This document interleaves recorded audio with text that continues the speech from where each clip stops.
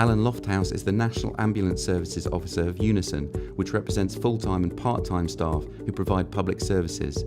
The staff who he represents may be from the public or private sector. He is a former paramedic. Right across the UK in the NHS, we've got people who are off sick with injuries related to lifting and moving patients, but also violent attacks. At the same time, we've got a recruitment and retention problem, meaning we haven't got enough nurses, paramedics and doctors to cover the health work.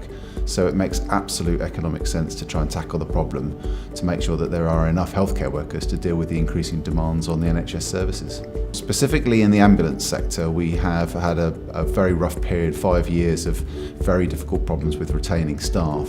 So we've tried to look at the whole person, and we've got a range of initiatives that are designed around reducing things like bullying, reducing things like violence, increasing the confidence and training for line managers, understanding their role in improving their staff's health and well-being, and thereby improving patient outcome through healthcare. There's not one solution that fits all here, but I think there's a mixture of good regulation, stronger legal basis that unions and employers have to work under to improve the experience of staff at work.